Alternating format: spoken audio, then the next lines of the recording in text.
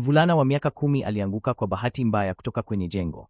Alipoamka, alimtambua baba yake kama yule aliyemsukuma kwa sababu baba yake alidhani mwanawe alikuwa mnene sana na hili liliathiri hamu yake ya kula, hivyo alimkaribisha chini ya ngazi. Hata alipomwona mwanawe amelala chini bila kuhamahama, alichunguza pua yake. Baada ya kutambua hakuna kamera za ufuatiliaji karibu, alichagua kuondoka mahali hapo. Lakini alipokabidhiwa na mashtaka ya mwanawe, baba alisema kwamba mwanawe alikuwa anaongea uongo, lakini polisi hawakumwamini. Akisikiliza mazungumzo katika chumba cha uchunguzi, So Young, askari polisi wa kike, alitambua kuna kitu kibaya. Viatu vilivyokuwa miguuni mwa mwanaume havikuwa vyake. Yalikuwa viatu vya mgahawa. Aliposikia kuhusu ajali ya mwanawe, hakubadilisha hata viatu vyake. Hata alivipoteza viatu vyake wakati wa kukimbia. Ndiyo maana soksi zake zilikuwa chafu sana. Polisi waliposikia hayo, walisema baba huyo lazima ana matatizo ili kujua kama baba alikuwa mkali. Mama haraka alimhakikishia So Young kwamba mwanawe alikuwa mvulana mzuri, lakini wazimu wake wa ghafla ulikuwa wa ajabu. So Young alichaguka kidogo, hivyo walichunguza kamera zote za ufuatiliaji katika mtaa huo siku hiyo. Mvulana aliyebeba mbwa alikuwa mshukiwa mkuu. Angalia uso wa baba yake alipoondoka, hakuonekana kama alikuwa anakimbia. Nilipomuuliza mke wake kujua kama anamjua mvulana huyo, alifikiria kwa dakika 3 kabla ya kutambua kwamba mvulana huyo aliishi ghorofa ya 3. Lakini So Young aliona tabia ya ajabu ya mke wake. Si tu alikuwa wa polepole kutambua, lakini vifungo vyake vilikuwa vimefungwa vibaya. Ingawa hakukuwa na ufuatiliaji wa nambari kwenye ngazi, mvulana alikubali makosa yake wakati huo. Mbwa wake alikuwa anabweka kwa Fati, mnene. Aliogopa mbwa na akaanguka chini ya ngazi. Baba alipunguzwa mashaka yote, lakini ilikuwa jambo la ajabu kwa nini mwana angemshtaki. Hivyo polisi walimtafuta mtu aliyekula naye mgahawani siku hiyo. Baada ya kuchukua simu yake kwa siri, walipata picha zao wawili kwenye simu. Mke, ambaye hakujua, alikuwa bado anachukua vidonge vyake vya vitamini kama kawaida. Alichukua vitamini zake kila siku, lakini mara hii alipozifingia, alipata mende ndani. Aliogopa sana hivi kwamba akazimwaga vidonge vyote sakafuni na vidonge hivyo viliharibu familia wakati huo. So Young aliingia. Aliangalia mara moja na akashuku, hivyo alikwenda duka la dawa na kununua vitamini. Alipozifingia, zilikuwa za rangi ya manjano kama alivyofikiria. Hivyo vidonge vya mke vilibadilishwa. Baba alikuwa ametoka kituo cha polisi na amwambie mke wake aondoke. Alitaka kuzungumza na mwanawe. So Young alikuja wakati huo. Aliketi bila wasiwasi. Hata akatoa simu yake kurekodi mvulana. So Young alijua kwamba mende huo uliwekwa hapo na mvulana kwa makusudi, na maneno yafuatayo ya mwana yalimharibu kabisa baba yake. Ingawa baba yake alikuwa mzuri sana naye, lakini alikuwa anakuja na shangazi yake mzuri daima.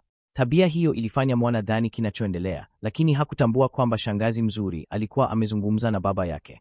Alibadilisha vitamini za mama yake na kichocheo cha neva ili aweze kumuomba talaka wakati mama alikuwa katika usingizi. Alitaka kumwambia mama lakini hakujua mahali pa kuanzia, bila kutaja kwamba afya ya kiakili ya mama ilikuwa inabadilika. Hivyo baba yake, ambaye alikuwa ametoka kwa chini ya siku nusu, alishikwa tena kwa shtaka la jeraha la makusudi. Ingawa So Young alikuwa na akili mwangaza, lakini hakuwahi kufikiria kwamba mumewe wa miaka 10 ni mshukiwa wa miaka 20 anayetafutwa na polisi. Hivyo kila asubuhi kabla mke wake hajaamka, alikuwa anafanya mazoezi ya tabasamu lake mbele ya kioo. Hata akafungua studio ya chini yenye utaalamu wa kufanya mapambo na sanaa za mikono. Lakini siku moja, mgeni asiyetarajiwa alitokea, akavunja maisha yake ya amani. Kwa kweli, alitaka tu kukarabati mkufu wake uliovunjika. Aliletwa kwa mmiliki na Shichung, ambaye alikuwa mchongaji hodari. Mwanaume alipoinuka, uso wake uliganda. Ni dhahiri mwenzake pia aliogopa sana.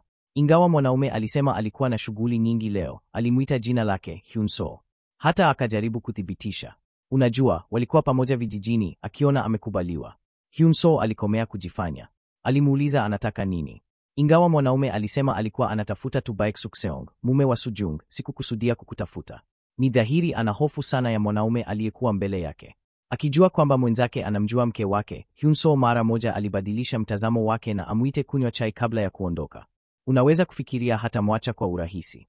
Wakati huu, moyo wa mwenzake ulikuwa na wasiwasi zaidi. Amepitia mbinu za Hyunso. Neno moja la kuielezea ni ukali. Msichana kwa makusudi aliweka mchuzi wa nyanya kwenye pua yake, kisha amwambie baba yake kwamba pua yake inadondoka damu. Baba alijifanya kuwa na wasiwasi na kuuliza kama ni sawa. Akimuona baba yake ana wasiwasi sana, binti alikuwa amefarijika. Siku hiyo, pua ya binti kwa kweli ilitokwa damu katika chekechea. Ingawa mama alikuwa na huzuni, alishika akili zake. Alieleza kwamba watoto daima wanagongana. Alimwambia msichana aombe msamaha kwa binti yake na kupatana, lakini mama alikataa. Alisema binti yake hataomba msamaha. Binti yako alichukua mtoto wa binti yangu kwanza, ingawa binti yake alieleza kwamba alikumbatia tu. Lakini alimwambia So Young amfundishe adabu. So Young alikuwa anakasirika. Hyun Soo alifika. Alinama na kuomba msamaha. Alimuuliza binti yake aombe msamaha naye pia. Binti aliomba msamaha ingawa alikuwa amehuzunika. Ni dhahiri, mke si radhi na tabia ya mumewe. Ili kumfariji binti yake, baba aliagiza tart ya mayai aliyopenda, lakini binti alikuwa amekasirika kweli. Anadhani baba yake hampendi tena. Hata alifikiria baba yake alikuwa laini mbele ya wageni, lakini baba yake alimfundisha somo muhimu zaidi maishani mwake. Kupiga ngumi si kushinda. Unaweza kuepuka mambo mengi kwa kutojali. Kwa mfano, msichana huyo ana tabia ya kutupa vitu. Labda siku moja atapoteza mtoto wake na kisha kila mtu atashindana. Ni kosa lake kutoweka vitu vyake vizuri na kukutuhumia. Bila kujua, baba alikuwa ameutupa mtoto wa mchezo kwenye pipa la taka. Hakuna aliyejua alikuwa muuaji anayejificha kwa miaka 20. Hakuna aliyejua alitumia utoto wake kivulini. Alidhalilishwa na wanafunzi wenzake. Sasa anapaswa kujifunza kutabasamu kila siku kwa sababu ameoa mke wa polisi. Mtoto sasa ana umri wa miaka 6. Familia inaishi kwa furaha. Utambulisho wa mwanaume haukutobolewa kamwe. Binti daima anajificha nyuma ya baba yake kwa hofu. Mama haraka alimuuliza binti yake asalimie ili kupunguza haya. Lakini binti alionyesha mapenzi kwa hofu na wasiwasi. Lakini misho yao ilionyesha ukosefu wa kujali wao. Hata binti anaweza kuambia kwamba babu na nyanya hawampendi. Ni kwa sababu ni siku ya kuzaliwa kwa mumewe leo. Ni nadra kwao kuja hapa. Lakini wote wawili walionekana kama magogo wakati wote, wakiona jinsi wanavyopendana. Walikasirika sana. Hakika, mama na binti walipoenda chooni, mama huyu anayeitwa akaanza kuonyesha asili yake ya kweli. Alimuuliza kama anafanya haya kuwakasirisha. Mzee alimzuia mke wake. Amwambie wasibishane wenyewe. Angalau sasa tuko upande mmoja. Lakini hawajui kuna mtu wa siri katika ghorofa ya chini ya Hyun Soo. Alipaswa kuja hapa kukarabati mkufu wake, lakini hawakutarajia kuwa ni mwenzake. Hakufikiria atamtambua baada ya miaka 20. Nje alimwalika mwenzake kwa adabu kwa chai, lakini moyoni alitaka kumwondoa na mwenzake alihisi hatari, hivyo alijifanya kunywa chai na kuondoka. Lakini Hyun Soo alimzuia. Alimuuliza kama ana haraka kwenda kituo cha polisi. Alijua atasema hapana, hivyo alimuuliza aandike anwani. Alimuuliza aandike anwani yake na ampelekee mara baada ya kukarabati mkufu. Alipaswa kuketi na kujaza, lakini hakujua kwamba Hyun Soo tayari alikuwa katika harakati. Alinyanyua mapazia na kuongeza muziki. Wakati alipogeuka, ilikuwa ni kuchelewa. Aliporudi, alikuwa mzuri kama mpya. Familia ilikuwa na furaha, lakini mke wake hakujua. Katika ghorofa ya chini ya studio jirani, kulikuwa na mtu amefungwa katika studio jirani, amefungwa. Kwa bahati nzuri, alikuwa bado hai. Lakini siku inayofuata, binti alihoji kwamba mama hawezi kupuliza nywele zake vizuri kama baba yake, hivyo alimuuliza baba yake amsaidie. Alipofahamu kutoka kwa binti yake, mama alikuwa anakusaidia kusafisha washa. Wakati huo huo, mwenzake mfungwa alikuwa anajitetenga. Hyun Soo, ambaye alikuwa na mzimu moyoni, hakuthubutu kuchelewa hata dakika moja, lakini wakati huo mke wake alikuwa amejikanyaga pembeni. Hyun Soo alikuwa na wasiwasi zaidi wakati huo. Mke wake alimpa kigae. Alimuuliza kama alivunja kikombe. Kwa kweli, kikombe kilivunjika wakati wa mapigano, lakini mume alieleza kwamba alikivunja kwa bahati mbaya na akamvuta mke wake nje kwenda kununua. Mke hakutambua kitu chochote kisichokuwa kawaida katika ghorofa ya chini. Huruma mwanaume aliyekuwa bado anajitetea ndani, unajua. Mke ni askari polisi, lakini hakuwahi kushuku kitu chochote kibaya kuhusu mumewe. Hakutambua kwamba alikuwa Hyun Soo, mshukiwa ambaye polisi wamekuwa wakimtafuta kwa miaka 20, lakini alibadilisha jina lake kuwa Baek Sok-song ili aonekane kama mshukiwa. Alifanya mazoezi ya kutabasamu mbele ya kioo kila siku. Alikuwa anaishi kwa amani kwa zaidi ya miaka 10, lakini kisha rafiki yake wa karibu aligundua mahali alipo. Unajua, ni mwandishi wa habari. Tukimwacha aende, tutakuwa katika shida kubwa. Ingawa mwandishi wa habari alieleza kwamba nimekuja hapa tu kukarabati mkufu wangu. Nimekuja hapa kukarabati mkufu wako tu. Sikukusudia kugundua ulipo. Aliapa kwamba hatamripoti. Ili kuchunguza ukweli, Hyun Soo alifungua maelezo ya mwenzake kuona kama kuna kitu kuhusu yeye, lakini katika ukurasa wa mwisho alipata jina la kawaida. Hivyo alichukua daftari na kumkabili mwenzake, akijua kwamba karibu akufe mikononi mwa mwanaume huyo. Sasa anajaribu kugundua kitu kupitia Namsoon Jiwae, akijua kwamba hatazungumza. Hivyo Hyun Soo alimwaga maji badala ya kumpa. Wakati huu, angeweza kuambia ukweli tu kwa sababu kulikuwa na kesi muda mfupi uliopita. Ilikuwa kwa njia sawa kabisa ulivyomuua mtu miaka 20 iliyopita. Niliandika hadithi kuhusu Hyun Soo, lakini siku 2 zilizopita mwanaume huyu alinipigia na kusema Hyun Soo anakwenda kumua. Alinitaka nikutane naye kesho. Na nimpe hadithi yako. Muda mfupi baadaye, mwanaume alipata simu kutoka kwa mwandishi wa habari. Kwa kweli, Hyun Soo alikuwa akimchunguza kutoka juu. Alimuuliza anataka kuripoti nini kuhusu Hyun Soo. Mwanaume alimwambia yote kuhusu miaka yao mitatu pamoja na tabia za Hyun Soo. Hata akapotosha ukweli. Alisema kwamba alipofahamu kwamba Hyun Soo alikuwa mkimbizi, alipotea. Kwa kweli, Hyun Soo alikuwa anatafuta mkoba wake uliopotelea siku hiyo walipotoka, lakini alikuwa na tamaa ya pesa, hivyo alimhurumia. Alitaka kumuua Hyun na kumchukua pesa zake, na sasa mtu huyo anaripoti kwamba Hyun Soo anataka kuniua. Hyun Soo hakutaka kupata shida na alimtuliza akimwambia kwamba Hyun Soo anapaswa kuwa amekufa sasa hivi. Sikuelewa maelezo ya mtu huyo. Kuna nini cha maana kuishi na muuaji aliyekimbia? Si ni bora kufa? Usiku hotelini, mtu huyo alikuwa akifikiria juu ya hilo. Alitaka kumpigia simu mwandishi wa habari kuuliza kama Hyun Soo alikuwa amekufa. Basi kwa nini aliendelea kupokea simu kutoka kwa Hyun Soo akimtishia? Inaonekana mwandishi wa habari hakuweza kupatikana wakati huo, kwa hivyo alikuwa karibu kuacha ujumbe. Ghafla, mtu aliyevaa koti la mvua akaingia. Alikuwa akimwachia ujumbe mwandishi wa habari. Nilikwambia Hyun Soo angekuja kumua. Nifanye nini sasa? Hakuwa na wakati wa kufikiri, lakini alimkimbilia mara 10 haraka zaidi. Siku iliyofuata, mmiliki wa mkahawa alianguka kwenye bwawa la damu. Mke wake, mkuu wa uchunguzi, alielekea eneo la tukio, kamba ile ile, njia ile ile ya kifo. Hii ni mbinu ya muuaji katika kesi ya mauaji ya mfululizo miaka 20 iliyopita. Kwa bahati nzuri, kuna kamera ya ufuatiliaji katika duka. Kutoka kwa kamera, tunaweza kuona kwamba muuaji alikuwa amevaa koti la mvua. Soo Young alipokumbuka kwamba mume wake pia alivaa koti la mvua usiku huo, lakini alikataa wazo hilo haraka. Kwa hivyo walianza na rekodi za simu za mhasiriwa. Mtu wa mwisho waliyewasiliana naye alikuwa mwandishi wa habari Kim. Bila ya kujua, mwandishi wa habari alikuwa amefungwa chini ya ghorofa ya washa yake kabla ya kwenda kulala. Mke alisisitiza kwamba mume wake avae koti la mvua. Mume alikuwa na wasiwasi sana, hata hakujua afanye nini, lakini mke alimweka silaha zote, hata akamvika kofia. Na kisha, katika wakati wa kutafakari, aliposikia mke wake akisema kwamba mtu alikufa asubuhi, mume alionekana mtulivu. Mara moja alifurahishwa, akauliza alikuwa anafikiria nini. Usiku uliopita ulirudi ukiwa na koti la mvua. Hata mimi sikukutambua karibu, na mhasiriwa aliona tu mtu akiingia mlangoni. Kwa nini alimtambua Hyun Soo, ambaye amekimbia kwa miaka 20? Bila kusahau ukweli kwamba alikuwa amevaa barakoa. Alimuonaje? Mume wangu alijaribu kuniambia kwamba labda si Hyun Soo, lakini mke wake alisisitiza kwamba lazima iwe Hyun Soo. Jambo kuu ni kwamba akimkamata, atapata uruzuko. Lakini hakutambua kwamba mume wake alikuwa Hyun Soo.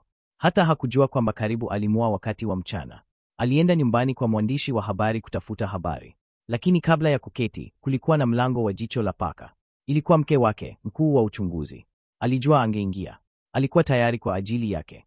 Hakika, mke wake alipata chakula cha kutoa kilichoza mlangoni, akiwa na wasiwasi kwamba kitu kingine kingeweza kutokea kwa mwandishi wa habari. Akafanya mlango ufunguliwe kwa nguvu. Alitafuta nyumbani na hakumpata mwandishi wa habari. Lakini kwa ajabu, simu ya mwandishi wa habari ilikuwa imezimwa. Nguo zilizokuwa sakafuni zilimfanya Shoshun kuwa na udadisi. Kwa nini nguo zilikuwa zimekandamizwa chini ya kiti? Kuna uwezekano mmoja tu kwamba mtu alikuja nyumbani. Kisha aligusa kompyuta. Hisia za joto zilimthibitishia kwamba kulikuwa na mtu mwingine nyumbani, kwa hivyo walitafuta kila pembe la chumba. Bila ya kujua, mtu huyo alikuwa akitazama kutoka nje. Haonekani kama atadumu zaidi, na mke bado ananyoosha kichwa chake ili kuangalia. Ghafla mume aliteleza. Karibu alianguka kutoka nje. Hata akafanya kelele kidogo. Mke alikuwa karibu kuondoka alipoelekea sauti. Moyo wa mume ulikuwa kooni. Hivi tu mke wake alipokuwa karibu kwenda mbele, mshirika akamwomba achukue simu. Mungu anajua ni vigumu kiasi gani ilikuwa kwa mume wake kumpigia simu. Alimwona mume wake akishikilia njaa kwa mkono mmoja. Alikuwa akishikilia simu yake kwa mkono mmoja na akajifanya kumuuliza kama anamjua mwandishi wa habari Kim. Alimwambia kwamba mwandishi wa habari alikuwa hapa kukuona, lakini mke wake alimwambia amwambie mwandishi wa habari angoje kituo cha polisi. Alitaka kumkimbia mke wake, lakini hakutambua kwamba mvulana aliyekuwa chini alikuwa akimtazama. Kisha akapiga kelele, kuna mwizi hapa. Soo Young alikuwa karibu kuondoka nyumbani alipoona anataka kuangalia. Ghafla, mume wake alimwambia nadhani nina homa. Mke alikuwa na wasiwasi sana. Alichukua njia ya mkato ili kurudi washa. Baada ya kuingia nyumbani, alienda moja kwa moja chini ya ghorofa. Alijua alikuwa na mwandishi wa habari pale ndani, lakini hakujua kwamba mwandishi wa habari pia alikuwa akijaribu kujiokoa. Mara tu Hyun Soo alipoingia, mwandishi wa habari alishambulia. Haraka wakatumba, lakini hakuwa mshindani wa Hyun Soo. Mke wake aliruka nyumbani na kufungua mlango, lakini mlango ulifunguliwa kutoka ndani. Mwandishi wa habari Kim alisema wangepaswa kukutana kituo cha polisi. Inaonekana wamefika makubaliano fulani. Mke wake alikuwa akisafisha makovu ya Hyun Soo kwa uangalifu. Mwandishi wa habari alikuwa na hasira sana kwamba yeye ndiye aliyeumizwa. So Young alikuwa na hasira kwa majeraha ya mume wake. Alimfunga mwandishi wa habari pingu bila kusema neno. Alikamatwa kwa kushambulia Baek Suksung. Mwandishi wa habari alikuwa amejaa huzuni na akauliza Hyun Soo amsaidie. Mume wake alielezea kwamba ilikuwa ni makosa tu. Ni kosa langu kwa kusema bila kufikiria. Nilifikiri alikuwa anakufuata na ndiyo maana mwandishi wa habari alikasirika. Kilicho kibaya zaidi ni kwamba Hyun Soo alimuomba msamaha. Mwandishi wa habari hakutambua kwamba uigizaji wa Hyun Soo ulikuwa mkuu sana. Aliporudi, mara moja aliangalia siri yake. Kamera ilihamisishwa. Hiyo inamaanisha Hyun Soo kweli aliitwa. Kama jambo hilo lingefunuliwa, maisha yake yangekuwa yamemalizika. Hyun Soo alifikiria utambulisho wake haungeweza kufunuliwa kamwe. Hakutambua kwamba wavu ambao ungemua ulikuwa ukimjia. Mapema asubuhi, mwandishi wa habari Kim alimtafuta kwa shauku mara tu alipoingia.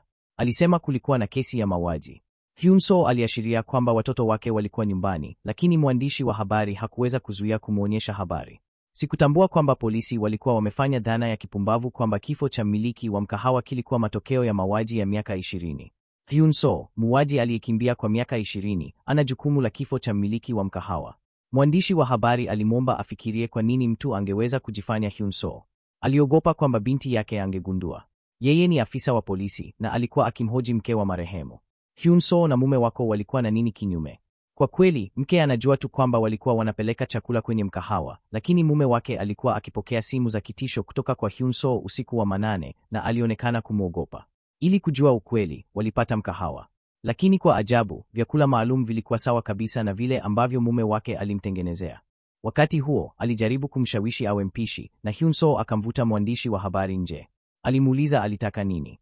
Hakumua mmiliki wa mkahawa kwa sababu mhasiriwa alikufa saa 3 asubuhi na Hyun Soo alikuwa akinywa pamoja naye chini ya ghorofa. Hata aliangalia saa ilipolia. Lakini sasa kwa nini polisi wanafikiri wewe ni muuaji? Hata mhasiriwa alifikiria ulimua kabla ya kufa. Ni dhahiri mtu anataka kukufunua kwa polisi. Sijui kusudi ni nini. Hyun Soo hakuweza kujizuia kuuliza. Kwa nini una wasiwasi sana kunihusu? Mshirika wangu alisema. Nataka tu kufanya kazi pamoja nawe. Nitakuokoa. Ulinipatia ripoti ya kipekee, ingawa hakuna anayekushuku Baek Suksong sasa, lakini hutaki Hyun Soo asingiziwe. Hyun Soo hakuelewa mtu huyo alikuwa nani. Mke wake tayari alikuwa amekutana na mmiliki wa mkahawa. Ni kweli kwamba Hyun Soo alifanya kazi hapa. Uhusiano wake na mhasiriwa ulikuwa sawa, lakini hakuwa na kitambulisho. Alilipwa kwa pesa taslimu, lakini hana shukrani. Aliondoka tu bila kuaga. Nilidhani alikuwa mtu asiye na huruma. Mara moja nilianguka mkahawani, lakini aliniwa kicheko. Nilipomuuliza kwa nini anacheka, alisema tu ulikuwa mchezo wa kuchekesha wa gulugulu. Ndiyo maana ningemtambua mtu huyo kama angekuwa amekufa. Lakini hakujua kulikuwa na mvua na walikuwa nje wakipeleka. Walijua alikuwa hajulikani, kwa hivyo walimkimbiza kwa pesa. Walitaka kumshambulia Hyun Soo msituni. Hyun Soo aliyechomwa kisu alijaribu kukimbia, lakini kisha aligongwa na gari lililokaribia. Mgongano huo ulimpatia Hyun Soo utambulisho mpya, Baek Seoksong. Lakini Baek Seoksong wa kweli alifichwa kwa siri na baba yake kwa miaka 20 kwa sababu sasa ni mboga. Hakuna anayejua jinsi mboga hii inavyochukiza. Inaweza kuelezwa kwa maneno matatu. Uhalifu hauiradhi. Mtu huyo alijaribu kuvunja saa ya kengele ukutani tu ili kuokoa maisha yake baadaye. Anafunga tepu mwisho mmoja, kisha anaichukua kuona ni imara kiasi gani. Kisha anasubiri mtu mwingine aonekane. Ghafla simu yake inapiga. Kwa wasiwasi alipata pembe bora. Alimwona binti yake akilia kwa wazazi wake mwisho mwingine wa mstari. Alimtuliza binti yake kwamba baba yake alikuwa kwenda safari. Alimwambia awe mzuri na kumsikiliza nyawanyawa na kwamba angerudi hivi karibuni. Binti hakujua kwamba baba yake karibu alikamatwa akiwa hai na mama yake kwa sababu ya ripoti za bibi mzee. Miaka 5 iliyopita, alimpiga picha Hyun Soo bila makusudi, ambaye amekimbia kwa miaka 20. Amekuwa akimtazama tangu akiwa mtoto, kwa hivyo hawezi kukosa.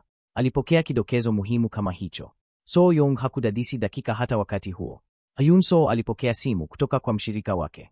Polisi walienda nyumbani kwa bibi mzee kupata picha yako. Ikitoka utakufa haraka.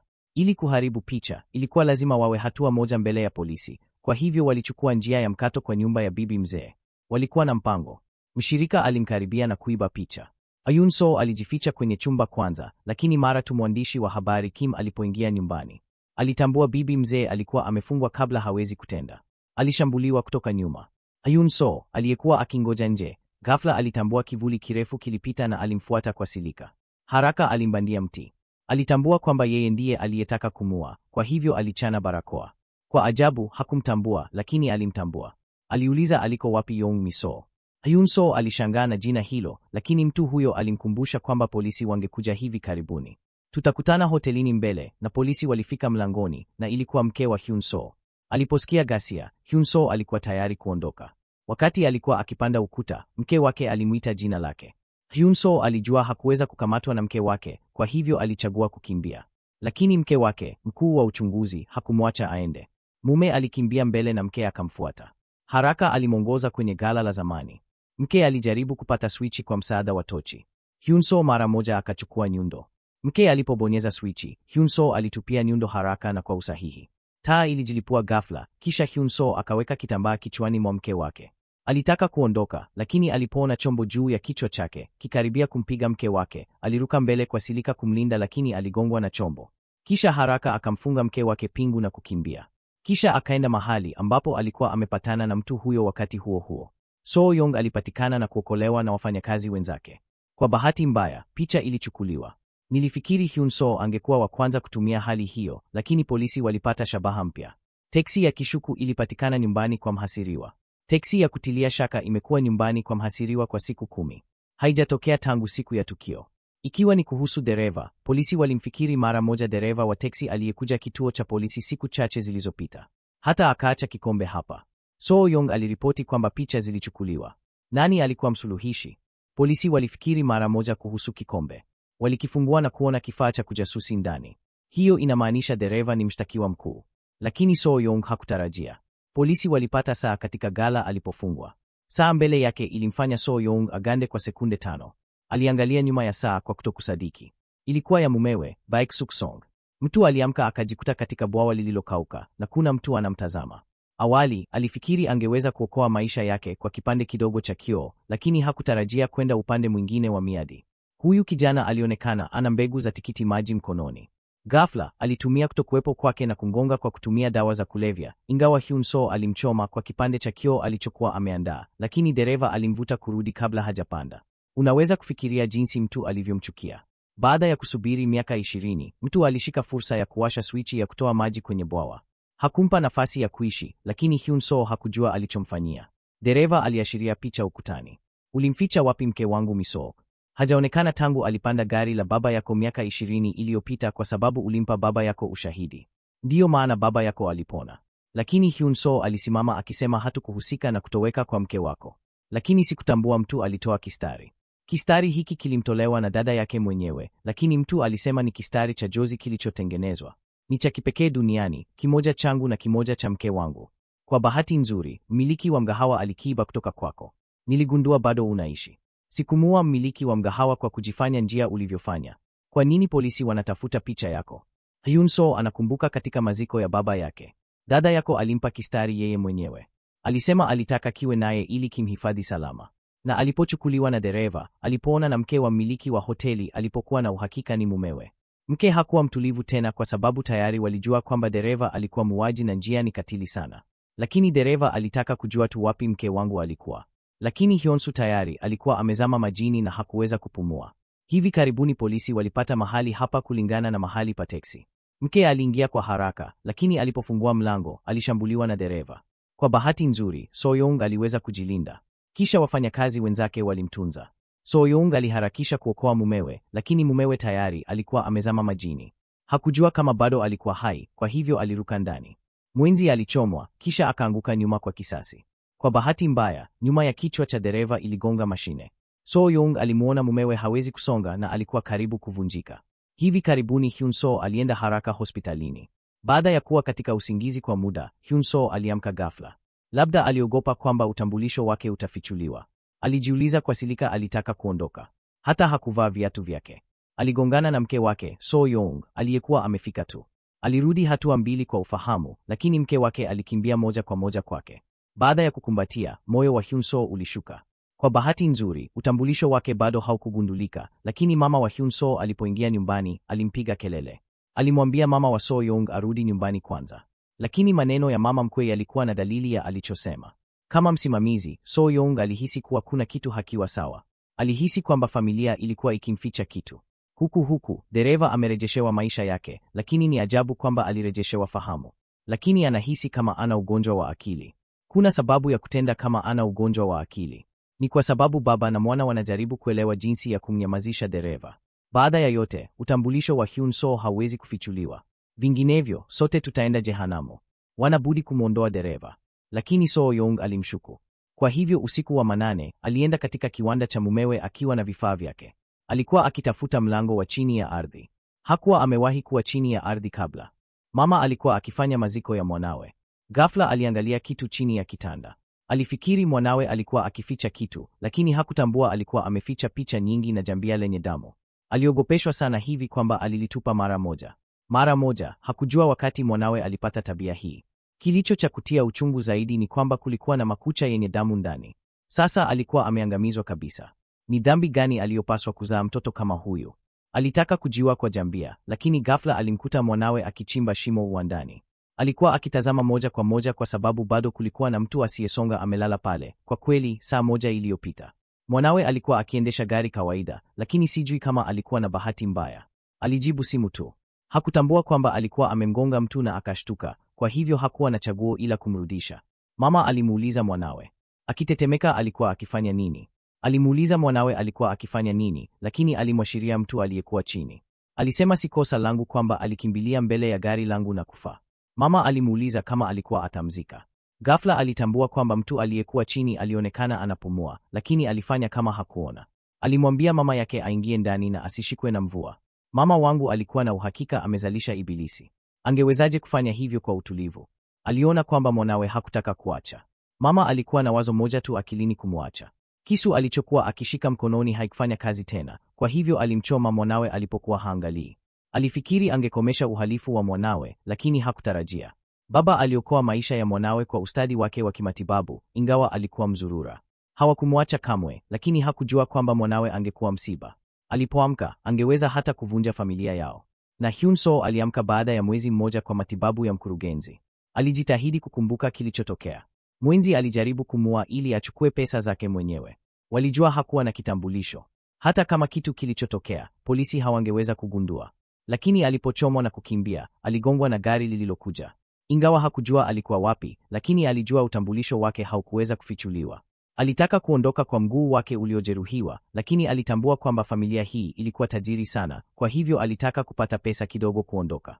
Wakati huo, mkuu alikuja ndani na wakaangalizana. Kwa mfumo alitupa vitu vyake na kuondoka, lakini kwa mwili huu hakuweza kukimbia. Kwa hivyo pande mbili zilikaa kuzungumza. Hyun Soo hakuelewa kwa nini alitaka niishi mahali pa mwanao. Alitambua kwamba mwingine pia alikuwa akifikiria kibinafsi. Ikiwa hii itatoka, atapoteza nafasi yake kama mkuu, na wewe unakimbia kwa sababu ya kitu usichojua, kwa hivyo hii ni faida ya pamoja. Hivi karibuni, Hyun Soo alichukua utambulisho mpya, Baek Suksung, lakini hakutarajia hatima yake mpya. Sijui kama alikuwa mzuri sana. Kulikuwa na msichana huyu aliyekuwa daima akingangania naye. Mwanzoni, alifikiria angejitenga naye. Pia alikuwa muuaji anayetafutwa, Hyun Soo. Lakini wakati masika na vuli vilipopita, uhusiano wao uliongezeka. Hawakutambua kwamba kijana huyu si tu alioa na kupata watoto chini ya utambulisho wa Baek Suksung. Hata kama mke wake alitaka kuomba polisi, hakupinga. Muda mke wake alikuwa na furaha, angemruhusu. Lakini siku hii, mumewe alikuwa amezirai. Alimuona mke wake kama dada yake. Alimwambia aishi maisha mazuri. Usinijie tena kamwe, kwa sababu mimi si Hyun Soo tena. Mke alikuwa msimamizi. Hakuweza kuamini. Mumewe alikuwa mshtakiwa ambaye polisi walikuwa wakimtafuta kwa miaka 20. Hakuwa amemshuku kabla. Hata hakuwa amewahi kwenda chini ya ardhi alipofanya kazi. Wakati huu, alipaswa kugundua kwa sababu baba wa Hyun Soo alikuwa muuaji wa mfululizo aliyekuwa msisimko wa kitaifa. Hivi karibuni baada ya kifo chake, alikimbia baada ya kumuua mkuu wa kijiji na bado hajapatikana. Soo Yeon aliponda kufuli la chini ya ardhi kwa nyundo. Kisha akunyunyizia maji yaliyoandaliwa sakafuni. Hakutarajia kuona kiasi kikubwa cha dawa ya mwanga sakafuni. Hakuthubutu kufikiria kile mumewe alichofanya hapa. Ghafla, alipokiona gari la michezo kando, alikumbuka wakati binti yake alikuwa mdogo sana. Alikuwa makini zaidi kuliko baba yoyote, zaidi ya miaka 10 pamoja. Mke hakuweza kuamini kwamba mumewe alikuwa mtu kama huyo.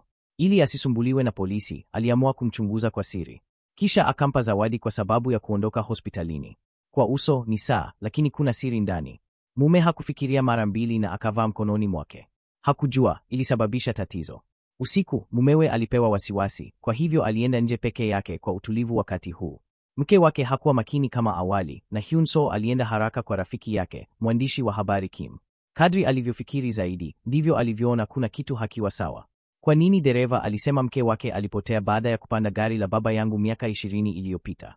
Lakini baba yangu alikuwa naye siku hiyo. Baba yangu hakufanya hivyo. Kuna uwezekano mmoja tu kwamba baba yangu alikuwa na mshirika, na dada yangu anapaswa kuwa ameona mshirika huyo. Ndiyo maana anahitaji mshirika wake kumsaidia kumtafuta. Alimpa kistari katika maziko ya baba yake bila kujua. Kistari kilikuwa cha mke wa dereva, Misok, lakini Hyun-soo hajui kwamba saa yake imepakuliwa na mke wake. Alikuwa na shauku alipoona kwamba mumewe alikuwa ameenda kwa mwandishi wa habari usiku wa manane, lakini aliporudi, alitaka kumuuliza alikwenda wapi, lakini alidanganya na kumwambia alienda tu kiwandani. Hakumfunua, lakini aliendelea kuchunguza. Alitaka kuona alikuwa akipanga nini, kwa hivyo aliendelea kumwangalia mara kwa mara. Kwa ajabu, hakutoka mchana mzima na akabaki kiwandani. Ghafla, Eun-soo alipokea simu kutoka kwa mshirika wake. Alisema amepata dada yake. Alisema amempata dada yake na alikutana naye vijijini. Hivi karibuni, mke wake alipata simu kutoka kwake. Alisema ameenda kukutana na mteja na hatarudi kwa chakula cha jioni. Baada ya kukata simu, alikuwa na shauku. Lilikuwa jambo gani lililohitaji asafiri hadi vijijini? Dhahiri, mumewe alikuwa akidanganya tena. Hivi karibuni Hyun-soo alifika mahali pa miadi. Dada yake alikuwa amemsubiri kwa muda mrefu. Imekuwa miaka 20 tangu tulipokutana. Tangu tukio la mwisho, Hyun-soo alisema hatamwona dada yake tena. Hyun-soo alikuwa na umri wa miaka 14 tu wakati huo. Aligundua kwamba alimuua mkuu wa kijiji, ingawa ilikuwa ulinzi wa kibinafsi. Lakini wote walijua kwamba wageni hawangewaamini kwa sababu walikuwa na baba aliyekuwa muuaji wa mfululizo. Ili kufunika hatia ya dada yake, akachukua makosa yote kwa makusudi. Alitaka tu dada yake aishi kwa amani, lakini wakati huu alihitaji msaada wa dada yake. Ndugu walizungumza hadi jioni, lakini hawakujua kwamba mke wao nje ya mlango alisikiliza kila walichosema, na alisikitika hadi kufa. Msichana aliachwa dukani la Nyawawa wa Nyawawa kwa sababu wazazi wake walikuwa na shughuli, lakini Nyawawa hakutaka. Alishika kazi za nyumbani za mjukuu wake. Alipoona kuwa ni hesabu ya darasa la 3, alimkemea mjukuu wake kwa kusoma mbele zaidi. Kisha alirarua kitabu akiangalia wazimu wa nyanyake. Mjukuu aliogopa na kulia, lakini nyanya aliendelea kusema alifanya kwa maslahi yake. Kwa kweli, msichana huyo si mjukuu wake wa kweli, na mwanawe bado ni kama mboga. Baba yake alimweka katika chumba cha siri. Unajua, mwanawe amekuwa mjanja tangu utotoni. Alikuwa na medali na vyeti vyote nyumbani, lakini mara moja alipokuwa akipanga chumba cha mwanawe, aligundua kuwa tabia ya mwanawe ilikuwa ya kupindukia kabisa. Hakugundua kuwa amekuwa akiua watu wengi. Hata alimkamata akiwa kazini, kwa hivyo alimpiga mwanawe kisu hadi kufa. Kwa bahati nzuri, ujuzi wa matibabu wa baba yake uliokoa maisha ya mwanawe. Sasa anaona kuwa msichana pia ni mjanja na mwerevu. Wazo lake la kwanza lilikuwa kwamba hawezi kumwacha mtoto kama huyu afuate nyayo za mwanawe. Alipoona kuwa mtoto ameshtushwa naye, hakujua la kusema. Alimuuliza msichana, lakini alitaka aache kulia, kwa hivyo alimchukua mjukuu wake nyumbani na kumtengenezea tart maalum. Hata akamulisha. Alitaka mjukuu wake ale haraka ili aweze kutumwa baadaye. Hapo ndipo babu aliporudi nyumbani. Mke alionekana mwenye wasiwasi sana. Alimwangalia mumewe na kumuuliza, nipo ndani ya nyumba. Je, hata kidogo huna tahadhari? Alikuwa na wasiwasi sana hata hakujua la kusema, kwa hivyo alimwomba mjukuu wake amsalimu babu yake. Mbele ya salamu za mtoto, babu alijifanya kuwa hali nzuri, lakini kisha alimuita mkewe chumbani kwake. Alimuuliza kama ana majuto. Mwanao bado amelala katika chumba cha jirani. Je, unahisi hatia kwa kumleta mtoto mgeni nyumbani? Wawili walikuwa wakizungumza ndani ya nyumba. Walimpuuza kabisa mjukuu wao aliyekuwa sebuleni. Alipoona msimamizi akipita, alimuuliza msimamizi wapi choo kilikuwa, lakini msimamizi hakujibu kabisa. Hata alimtabasamu alipoipita na kuondoka, lakini hakujua kuwa msimamizi alikuwa kiziwi. Alitaka kwenda kwa msimamizi, lakini hakujua kuwa msimamizi alikuwa akiweka chakula kwa mgonjwa. Lakini mumewe alipoondoka nyumbani, alimkuta mjukuu wake amesimama nje ya mlango, haharakati. Alisema anataka kwenda chooni. Kisha alimuuliza kwa sauti, mtoto wa miaka 6 anaweza kutembea kwa miguu miwili ukimfunua mwanao? Mtume mbali naye. Lakini sikutarajia kuwa siku ya pili mumewe alipoondoka nyumbani, alipomwangalia mwanawe aliyekuwa mboga hakuharakati. Mama alionekana kuwa ameamua. Alinyoosha mkono na kujaribu kumvua mwanawe vifaa vya oksijeni. Ni mtoto wangu mwenyewe, lakini nina maana gani ya kuishi na ibilisi kama huyu? Hivi karibuni kifaa cha kupima mapigo ya moyo kilianza kupiga, akimwangalia mwanawe akivuta pumzi kwa shida. Mama alisimama karibu na kuangalia. Mume aliharakisha kurudi nyumbani baada ya kupokea ujumbe wa msimamizi, lakini wakati huu mke alimzuia akijaribu kumwokoa. Alipoangalia, mwanawe alikuwa bado na nusu ya kupumua. Baba alirushia mbele, lakini aliganda mahali pale kwa sababu mwanawe aliyekuwa kama mboga ameamka. Sasa mikono ya mke inatetemeka akishika tray. Alikuwa na hisia mbaya kuhusu jambo hili. Akisikiliza sauti dhaifu ya mwanawe, alimwambia mama yake asijishurutishe, lakini mama aliendelea kuomba msamaha na kichwa cha mwanawe kilikuwa kizuri kweli. Alipoamka, aliuliza jinsi mtu aliyemgonga alivyokuwa.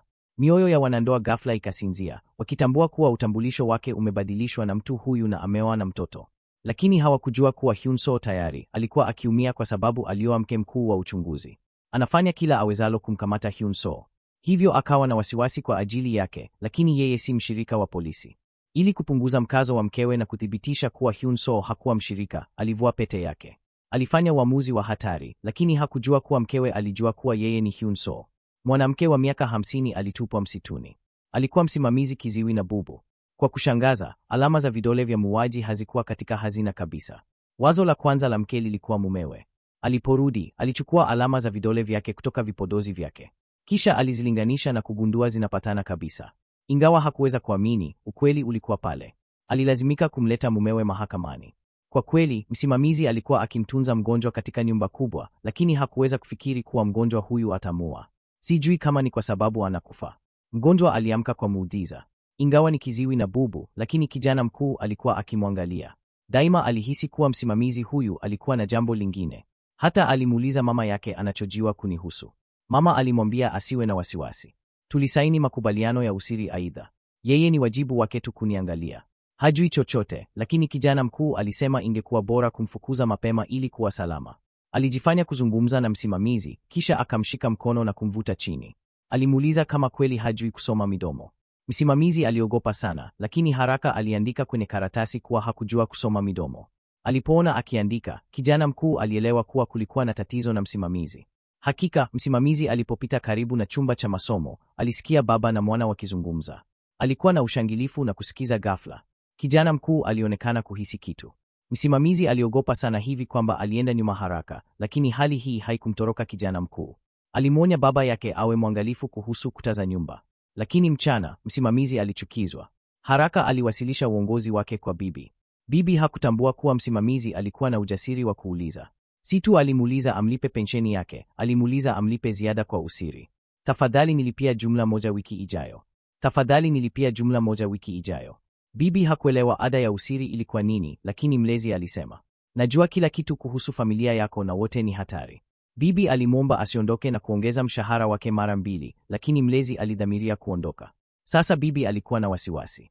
Alitaka kutumia kadi ya kihisia. Nilikusaidia kutoka mikononi mwa mume wako. Je, haufai kushukuru? Mlezi alitaka kuondoka, lakini kwa bahati mbaya alingonga mke wake. Paji lake lilikuwa na damu mara moja. Aliposikia kelele, mwanawe aliingia na kiti cha magurudumu. Alimuuliza mlezi alifanya nini kwa mama yangu. Mlezi alikuwa akieleza kwa ishara akisema kama hutanilipa, nitawashtaki. Kama hutanilipa, nitawashtaki. Ghafla, kijana aliyekuwa mzee alisimama kutoka kiti cha magurudumu. Mama alijua mbinu za mwanawe alipomwona akimkaribia mlezi. Aliogopa. Dhahiri, mlezi hakuwa mlinganisho wake wakati baba aligundua alitaka kumsaidia mwanawe kutupa mzoga. Lakini kisha mwana wa uongo na mkwe wakaja. Yeyote asiyeweza kujifanya angekuwa na wasiwasi. Bahati nzuri, walikuwa na mpango mkamilifu. Wakati walikuwa wakizungumza, umeme ulikatika kisha. Mke alitumia kisingizio cha kupata mishumaa. Alijua kwamba Hyun-soo angechukua kwa ajili yake. Walitokea wakakusanya alama za vidole vyake wakati huo. Mke alihisi kuna kitu kisichofaa, lakini hakuweza kuelewa hadi alipolinganisha alama za vidole za muuaji na za mume wake. Hata hakuona kitu chochote cha kawaida. Hata alienda moja kwa moja kwa mume wake na kumwomba ajisalimishe kwa polisi. Alikiri kwamba alikuwa Hyun-soo na kwamba alikuwa na jukumu la kumuua mlezi. Hatakataa utambulisho wa Hyun-soo, lakini hatatoa kukubali kumshtaki kwa mauaji. Kwa hiyo alichukua kisu na kumshika mke wake rehani wakati polisi walipofika. Mahali palikuwa tupu. Kwa kweli, mume alifanya tu hisia za uongo chini ya ufuatiliaji, angalau kufanya wazi kwamba mke wake hakuhusika. Kisha aliamuru mke wake kuondoa kebo. Kisha mume akapumua kwa urahisi. Lakini mke hakufurahi. Unajitwaliaje kuweka kisu shingoni mwangu? Mume kisha alimjaribu. Kisu hiki hakina makali. Haitakuumiza hata kidogo. Na alitaka tu kupata muuaji wa kweli. Ikiwa nitakamatwa, ninyi polisi hamtaweza kamwe kumpata muuaji wa kweli. Bila kutaja ukweli kwamba Misuk, ambaye amekuwa amepotea kwa miaka 20, ameibuka. Ndiyo maana ni lazima kumkamata muuaji wa kweli kabla sijarudi. Lakini alipokuwa akienda tu, mke wake alimkamata na kumfunga pingu pamoja, lakini hakutambua kwamba mume wake alimvuta hotelini. Alimfunga pingu kwa kona ya meza. Kusudi lilikuwa kumfanya polisi ajue kwamba mke wake alikuwa mateka wake na alitaka tu kumkamata muuaji wa kweli peke yake. Lakini kwa bahati mbaya, wakati dada wa mume aliporudi nyumbani, ghafla alipata mtu akinyemelea nje ya nyumba yake ili kumkamata. Walirarana. Katika hofu, nguo za dada zilichanika bila yeye kujua. Karibu aliishiwa maisha kwa sababu ya nguo zake, ingawa So-young alipatikana na kuokolewa na wafanyikazi wa hoteli. Lakini aliwaambia wakuu wake, mume wangu ndiye mnamtafuta, Hyun-soo. Hakumlaumu. Baada ya yote, naye alikuwa mwathirika. Ghafla, alimuona dada wa Hyun-soo kwenye kituo cha polisi. Kwa instinct, akavua nguo zake na kumvalisha. Akamuuliza kilichotokea. Kwa bahati nzuri, polisi walimkamata mtoro. Nilitaka kumkamata Hyun-soo akiwa hai, lakini sikujua alikuwa mpiga picha wa paparazi. Alikuwa akitafuta habari za kufurahisha. Lakini kadiri alivyokuwa mwenye shughuli nyingi, ndivyo alihisi ugonjwa na kutaka kukaa. Binti yake alipelekwa kituo cha polisi. Labda kwa sababu walikuwa na uhusiano wa damu na walikuwa wamekutana kabla, mama alimwambia binti yake, nitakaporudi kazini, nitakupeleka nyumbani. Binti alionekana kufurahi kwenda na shangazi yake. Alitaka kwenda nyumbani kuchukua kitu, lakini hawakujua wanalindwa. Walipofika nyumbani, walikuta nyumba imechakaa. Dada alihisi hali mbaya, lakini alidhani wangechukua vitu vichache tu na kuondoka ghafla. Kisha, kulikuwa na sauti nje ya nyumba. Binti alidhani ni baba yake akirudi nyumbani. Shangazi alitoka nje ya chumba na kugundua taa za sebule zilizimwa. Ghafla, kulikuwa na mtu amekaa kwenye sofa. Hilo lilimfanya atetemeka. Haraka alifunga mlango na kumwambia mtoto afunge nyuma yake. Kisha, akaweka beji mfukoni. Alijua huyo mtu alimtambua kama So-young alipovua barakoa. Alikumbuka kuwa huyu ndiye aliyempa pete kwenye mazishi ya baba. Hiyo ilimaanisha kuwa yeye ndiye mshirika wa polisi aliyekuwa akimtafuta. Bila shaka, alipojitambulisha, akatoa kisu. Alipokuwa ameanguka chini, akachukua beji. Hyun-soo alimkuta mshahidi pekee, Misuk. Kama angemgojea huyu mtu aingie ndani, angeweza kumshinda na kujisafisha. Kama ilivyotarajiwa, mtu huyo alionekana kama ameona mzuka alipomwona Hyun-soo. Hyun-soo alijaribu kumshambulia kwa siri, lakini mtu huyo alikuwa na reflexes za haraka, ingawa si kiwango chake. Hyun-soo alikuwa tayari kwa yote. Akamfunga kwenye benchi, lakini hakujua kuwa bwana mdogo atamkasirisha kwa kutoa kitambulisho cha mke wake kilichojaa damu. Uso wa Hyun-soo ukabadilika, akithibitisha hadithi hiyo. Akampigia simu mke wake, lakini simu ilikuwa imezimwa. Kisha, akaita polisi kuthibitisha taarifa. Wakati huo, Junsu alikuwa amevunjika moyo kabisa. Kweli, polisi walikuwa wakijaribu kumwokoa So-young ili waweze kutoroka. Lakini hawakujua kuwa mume wake angekuwa muuaji wa kweli. Alitaka kulipiza kifo cha mke wake. Pale tu alipokuwa karibu kumchoma kisu, mke wake alimzuia. Hakufikiria atamwona tena. Kwa bahati nzuri, alibaki mwenye akili timamu. Wote wakamalizika kwa kumbatio kamili. Asanteni sana kwa wote mnaotufuatilia kwenye chaneli yetu ya Mastori 24. Kazi ndo kwanza inaanza, endelea kuwa na sisi pia. Usisahau kusubscribe, kulike na kutoa maoni. Tunawapendeni sana.